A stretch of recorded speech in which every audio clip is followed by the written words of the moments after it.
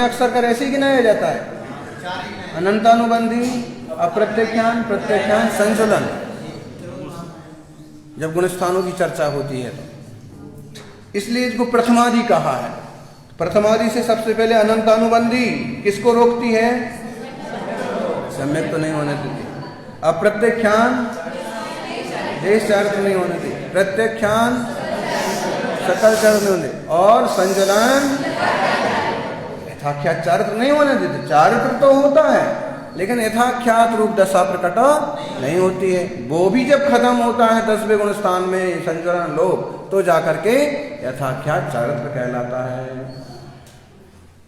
अब कषायों का वासना काल बताते हैं, कितने समय तक ये रही आती हैं।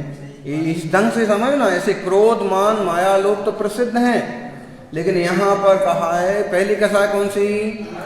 अनंतानुबंधी, दूसरी अप्रत्यख्यान, तीसरी, चौथी।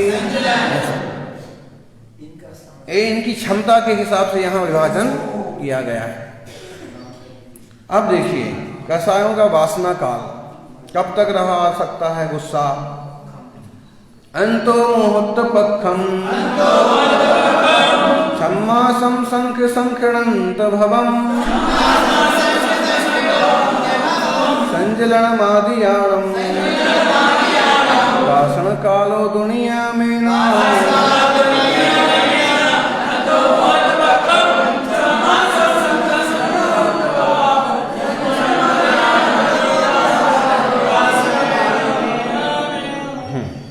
देखो अंतर्मुहूर्त, पक्ष, 6 माह, संख्यात और असंख्यात भाव तक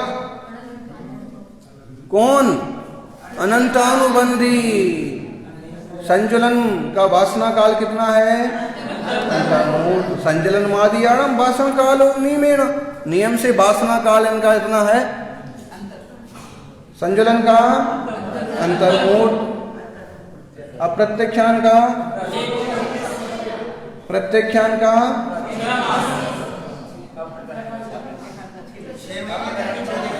अप्रत्यख्यान का 6 माह तक, और अनंतानुबंधी का, और प्रत्यख्यान का 15 दिन तक। इनकी क्षमता, इनकी उपस्थिति, इनका वासना काल। अगर कोई अनंतानुबंधी कषाय वाला है तो भाव भावों के लिए भी बैरी बन सकता है, मानी बन सकता है, मायाचार्य, लोभ। वो भाव भाव के लोभ के कारण से उसी भूमि में आके पैदा हो जाएगा, उसी भंडार में पैदा हो जाएगा, उसी घर में पैदा हो जाएगा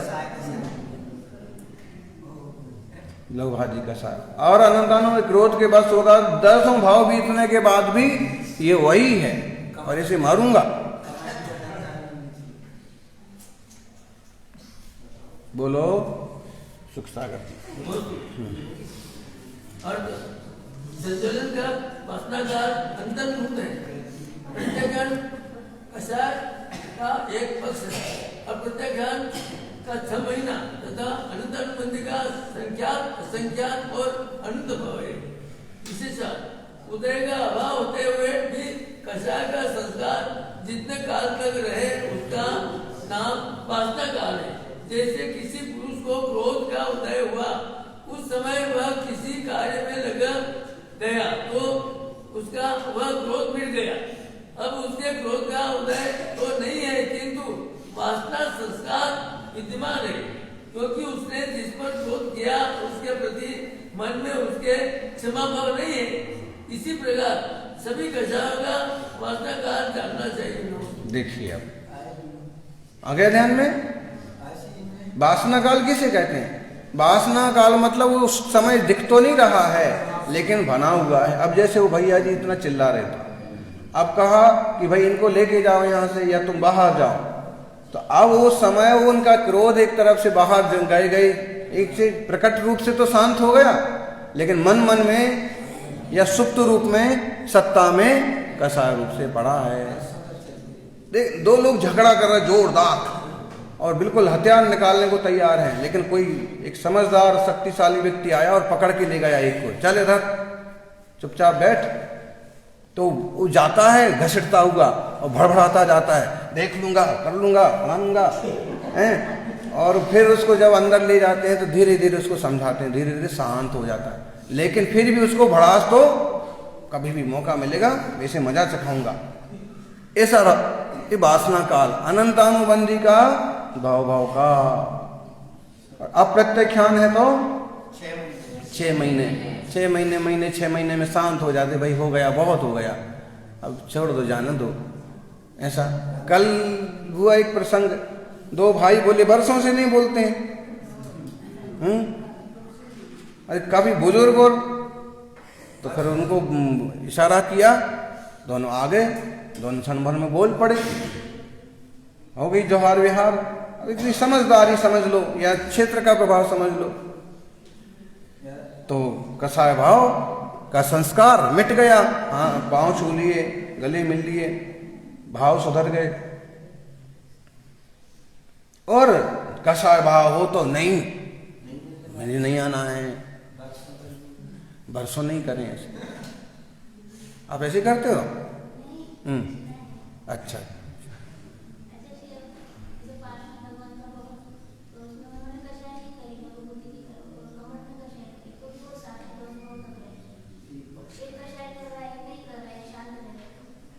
देखो ऐसा है, उतना लंबा हो, जितना कर्म सत्ता में पड़ा है उसकी भी तो निर्जरा होना चाहिए। और मरुभूति और कमठ तो यहाँ एक समझ लीजिए कि एक खास कारण है, निमित्त है। बाकी उनकी जो कर्म अपने सत्ता में और पड़े हैं, अब इनके यहाँ जन्म लेना होगा, ऐसा राजा बनना होगा, वो सब भी जो उनके संस्कार पड़े हैं जन्म जन्म के विकल्पों के रचना, वो भी तो सब भोगना है। कमठ तो एक पॉइंट है। इस भाव में ये राजा बनेगा, इसकी ये पत्नी बनेगी, इसके ये बच्चे बनेंगे, ये सब जो उसके संस्कार उसने पाल रखे हैं वो भी सब निर्जरा होना चाहिए। अच्छा, तो बोलो फिर से 46 नंबर गाथा।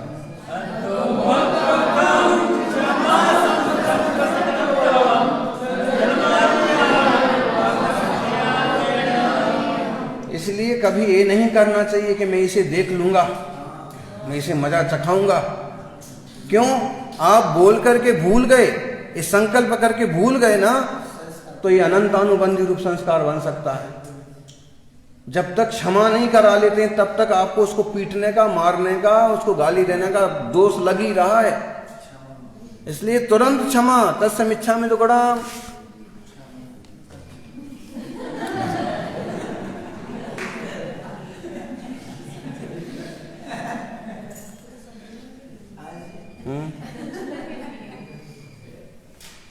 इसलिए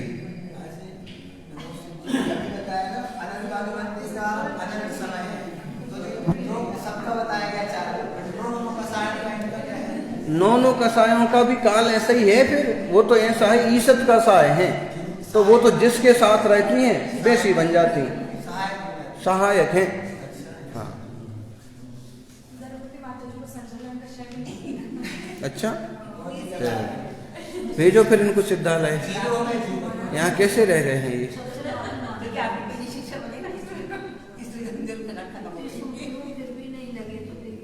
सही है, चलो आगे। उद्गल विपाक की प्रकृतियों को कहते हैं देहादि फसंता, कन्नासा निमिणता जुगलम च, सहपत्ते यदुगम पूर्तियम पुगल विभाई।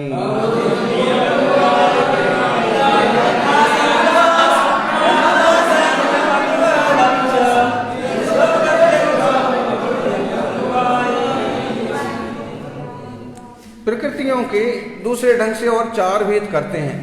पुद्गल विपाकी, जीव विपाकी, भव विपाकी, छिद्र विपाकी। तो उस ढंग का ये विषय आया है अब कि अगर पुद्गल विपाकी किसे कहते हैं?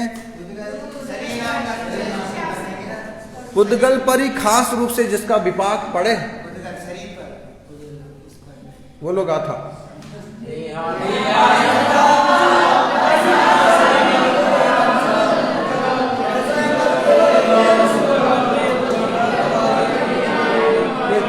पुद्गल विपाकी प्रकृतियों की नाम गिनाए हैं, कितनी हैं, कौन सी हैं? बोलो सुख सागर जी के आगे। शरीर नाम कर्म से स्पर्श नाम कर्म पर्यंत 50 प्रकृतियां, निर्वाण और आत्म स्थिर शुभ प्रत्येक तथा केवल अवलंब आदि 62 प्रकृतियां पूर्वल विभाग। 50 तो शरीर नाम कर्म की, स्पर्श नाम कर्म पर्यंत वो, और 12 ए निर्माण आतप स्थिर शुभ प्रत्येक, और इनके युगल होते हैं। तो निर्माण एक, आतप का उद्योग, स्थिर शुभ प्रत्येक, कितने हो गए? अगुर लघु, अगुर लघु आदि 3, कौन कौन सी? अगुर लघु, उपघात, परघात और बस 62 हो गई। हाँ, ये कर्म प्रकृतियां मूलतः पुद्गल पिंड पर ही प्रभाव डालती हैं। बोले आप बोलो विशेषार्थ। शरीर 5, बंधन 5, संघात 5, संस्थान 6। गुजराती में बोलो।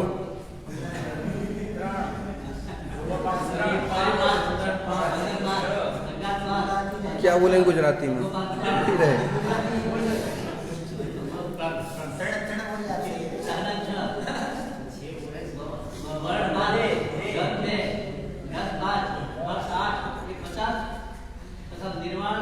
निर्माण आत्म उद्योग, स्थिर अस्थिर, शुभ अशुभ, प्रत्येक शरीर, साधारण शरीर, अगुर लघु, उपघात परघात, ये सर्व 62 प्रकृतियां उत्पन्न करती है, क्योंकि पुद्गल शरीर में ही इनका फल पड़ता है।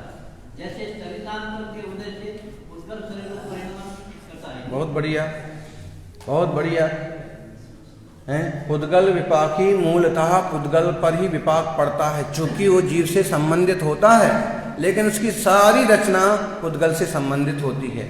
और देखिए, ये नाम कर्म की इतनी प्रकृतियां हो गई 62, ये सब की सब कैसी हैं?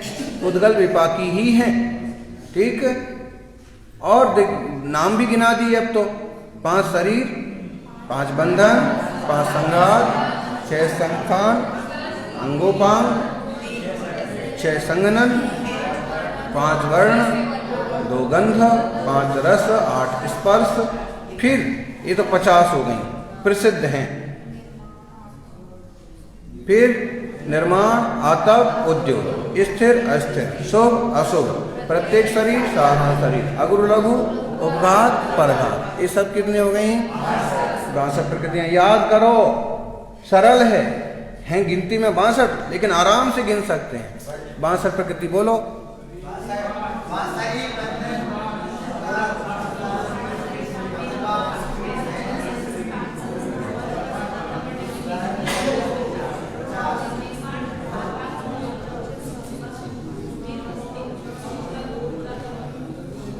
बोलो।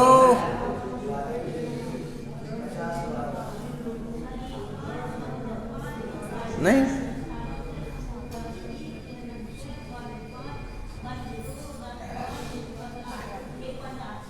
आप सरल है एकदम। बोलो। 5 शरीर, 5 संस्थान, 5 शरीर, 5 संघात, 5 बंधन, 15 तो ये हो गए। 6 संघनन, 6 संस्थान और 3 अंगोपांग, 15 15 30, 20 वर्णादि 50। बस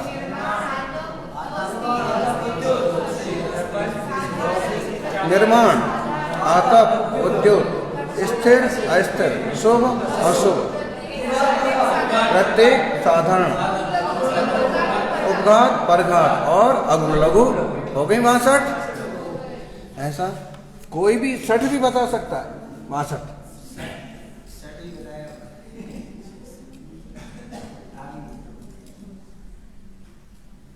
अब 62 प्रकृतियां याद करते जाओ भाई। ये सारी चर्चा चलने वाली है, आगे लगाना पड़ेगा कि इस जीव में ये सब कैसे बन रहा है।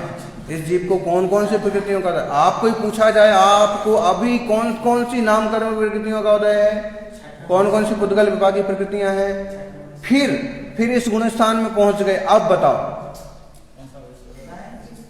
अभी मत बताओ, बताना हो तो बता दो। आगे भव विपाकी, क्षेत्र विपाकी, जीव विपाकी। कभी कोई पूछे कर्म के 4 भेद कैसे होते हैं, केवल कैसे होते हैं? पुद्गल विपाकी, जीव विपाकी, भव विपाकी, क्षेत्र विपाकी। अब ये प्रकृतियां देखिए। आवणि भव विवाही, खेती विवाही, आणुपूपियो, अठत्तरियाओ शेषा, जीव विवाही मुड़े यव्वा,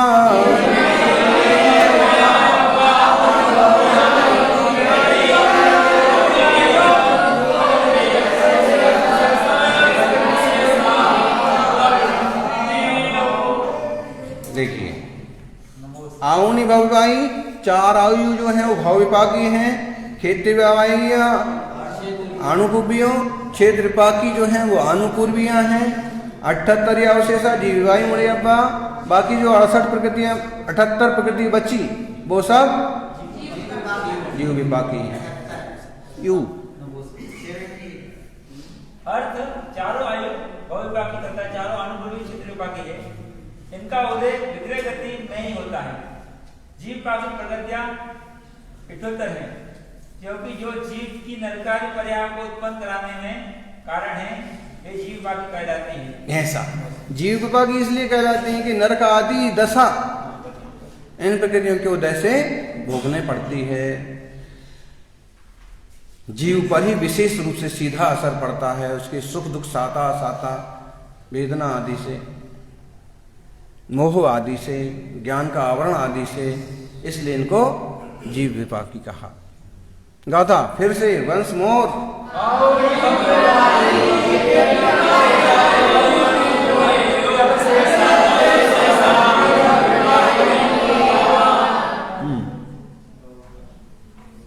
अब इनके नाम बताएंगे। अब जीव विपाकी प्रकृतियों के नाम कहते हैं वेदनीय गोदघादी, नेकावर्णम तु नाम पैलीनम, सत्तावीसम चेदे, 78 जीवा विवाही।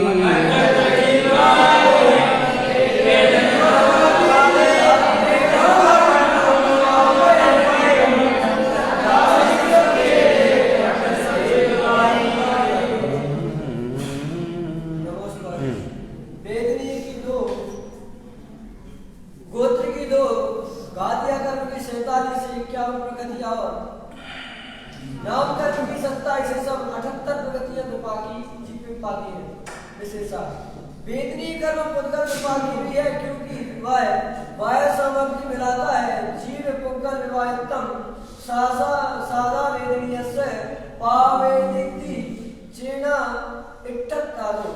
यही कहा जावे कि सादा वेदनी कर्म को जीव विपाकी और पुद्गल विपाकी पना प्राप्त होता है, सो भी कोई कुछ नहीं, क्योंकि यह तो इष्ट है। बहुत बढ़िया। आचार्य देव वीरसेन स्वामी का एक सूत्र ले लिया है धबला जी से। जीव पुद्गल विवाहितम सादा वेदनीय सा पावेदिति चेना इट्ठत्तादो, धबला पुस्तक 6 पेज नंबर 36 से। ये इष्ट ही है। वेदनीय जो है ना वो जीव विपाकी भी है, पुद्गल विपाकी भी है। क्यों? पुद्गल संबंधी जो वेदना है वो पुद्गल संबंधी जो सामग्री है वो पुद्गल की है, और जो सुख असुख का वेदन है वो जीव संबंधी हो गया मुख्य रूप से। हाँ, स्वस्थ शरीर है साता तो पुद्गल की तरफ से, और उसमें साता का वेदन। कभी कभी स्वस्थ शरीर स्वस्थ होता है, वेदन असाता का हो रहा है, मानसिक क्लेश।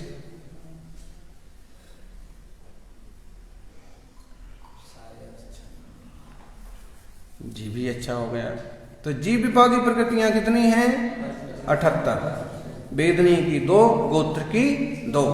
गोत्र भी जीव की अपनी योग्यता से, काला शरीर वाला भी पूज्य गोत्र का हो सकता है, और गोरा भी नीच गोत्र का हो सकता है। ऐसे बहुत ढेरों लोग मिलते हैं।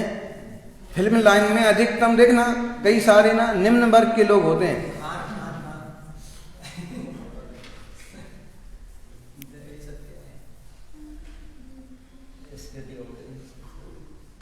ठीक है। घातीय कर्म की 47 प्रकृतियां, सीधी सीधी 47 और 4 कितनी हो गई? 51। नाम कर्म की 27 प्रकृतियां और जोड़ दो, इसमें कितनी हो गई? 78। ये हो गई जीव विपाकी प्रकृतियां। अब जीव विपाकी प्रकृतियों में जो कही है ना 27 नाम कर्म की, ये तो समझ में आ गया। 47 भी समझ में आ गया, गोत्र की भी समझ में आएगा, वेदनी की भी समझ में आ गया कि हम बोल रहे हैं बस? हाँ, प्रसिद्ध है वो। अब नाम कर्म की 27 कौन सी इसमें जोड़ना है सो कह रहे हैं, ये याद रखना पड़ेगा। तिथरम उसासम बादर पज्जत सुसरादिजम जस्तस विहाय सुभगदू चौगई पणजाई सग विषम।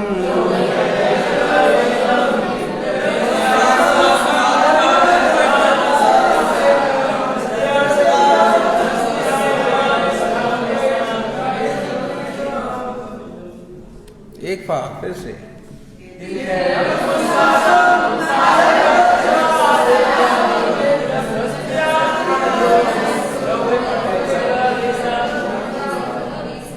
बोलिए।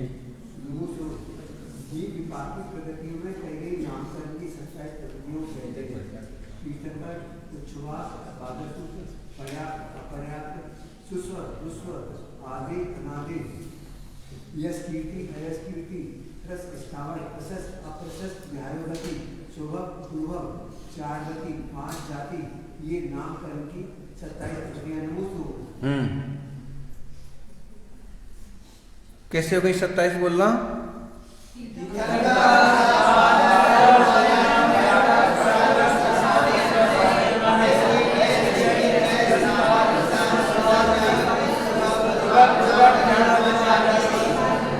सब नाम कर्म की प्रकृतियां हैं 27।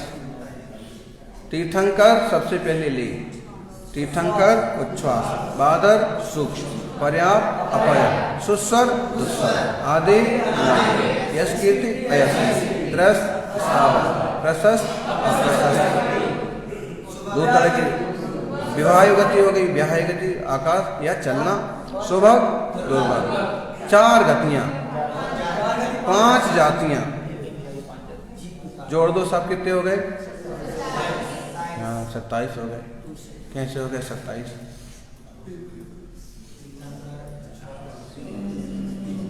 बोलो छुल्लक जी 27 कैसे हो गए?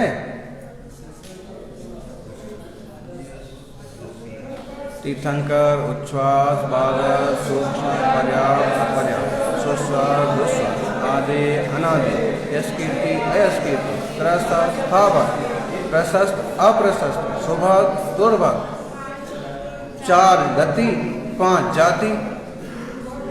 तो कितने हो गए यहाँ पे? 18 और 9 27, 5 और 4 9 और ये 18। बहुत आसान है। हाँ, 5 जाति ये तो होगी थोक में 4 गति 5 जाति। और तीर्थंकर भगवान प्रसिद्ध प्रकृति है 10। उच्छ्वास सांस के बिना काम नहीं चलता, ये भी इसमें 11 होगा। अब सब जोड़े हैं,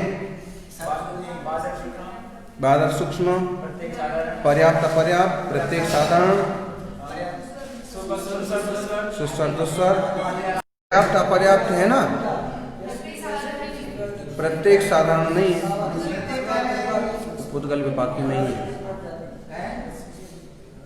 प्रत्येक साधारण कहाँ गया? पुद्गल विपाकी में चला गया। यहाँ पर्याप्त अपर्याप्त, इसलिए क्योंकि उसका मूल विपाक देह पर ही पड़ता है। प्रत्येक वनस्पति का जीव है, देह संबंधी है। और सारों वनस्पति संबंधी। अब यस आयस का वेदन जीव रूप करता है। अरे आप पिया पा रही आप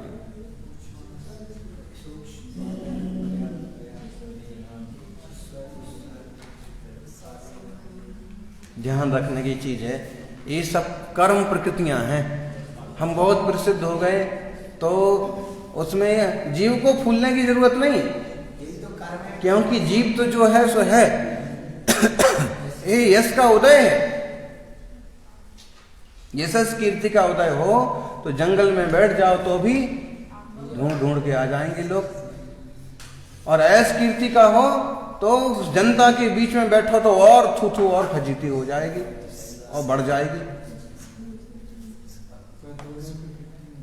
या अयस के लायक कोई काम हो जाए या कोई थोप देवे, इसी भाव में चेंज कर सकते ना, कर सकते हैं, करना चाहिए, चेंज अपने आप होगा, ऑटोमेटिकली हो सकता है। संक्रमण हो जाएगा। नो कर्म और कर्म वैसे मिल जाने से प्रकृतियां चेंज हो जाती हैं। असर तो पड़ता है। जैसे आपका साता का उदय चल रहा, आप यहां बैठे हो अभी, तो आपको क्षुधा वेदनीय का उदय मंद होगा, नहीं होगा। तो चौकी के पास जाके बैठ जाओगे, आई चाहे मंदिर चाहे जबड़, तो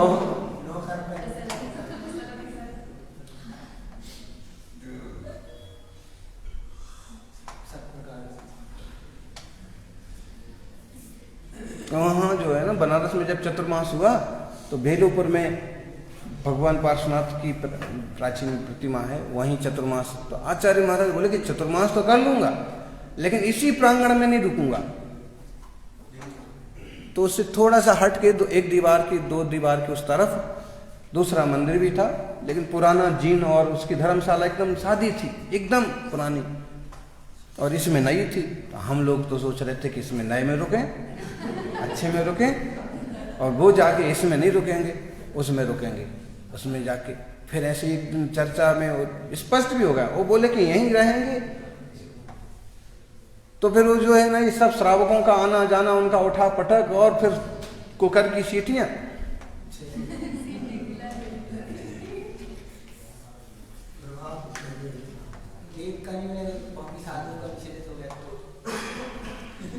देखो, नो कर्मों से भी सावधानी रखने में बुद्धिमानी है, सभी संज्ञाओं संबंधी नो कर्मों से, तो आपकी साधना बढ़िया होगी और आत्मदृष्टि संपन्नता बढ़ेगी। ओम नमः शिवाय। नमो अरिहंताय।